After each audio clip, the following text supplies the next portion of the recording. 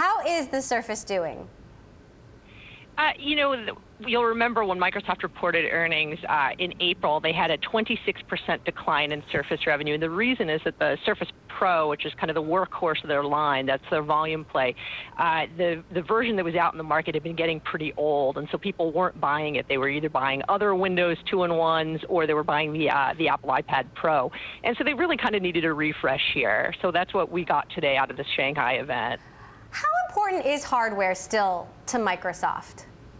Look, this is it was a $4 billion business for them last fiscal year. It's been quite a focus in addition to revenue, just in terms of coming up with new categories where they can show what Windows can do. And, this category, this 2-in-1, a laptop tablet hybrid, was sort of a category that they pioneered and Apple stepped in too late. And, they've sort of been losing ground again because of this sort of aging portfolio. So this new version ups the battery life by about 50%. It has the new Intel Kaby Lake chips, and it combines some of the interesting, compelling features from some of the other Surface products. Like it's got the sort of luxury material on the keyboard that they had in the laptop they announced earlier this month.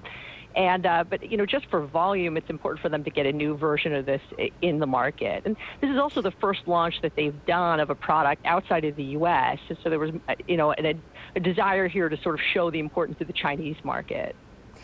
They're giving China a special version of Windows 10. They announced this in China. Why is that?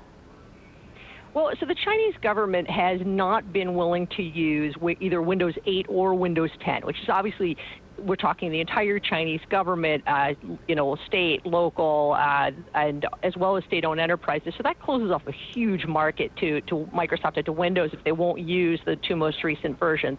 The Chinese government had cited security concerns. And so Microsoft's been working with the government for about 2 years to come up with a version that they're willing to use. And what they've done here is they've allowed the government to put on their own encryption. All updates are going to be delivered by a joint venture who's with Microsoft, but it's a Chinese company, and it means that the Chinese government doesn't have to send data outside of the country and doesn't have to have Microsoft kind of in their machines updating.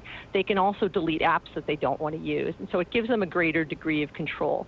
At the same time, obviously business in China for U.S. companies is fraught with concerns about civil liberties and blocking, so that's an issue for them.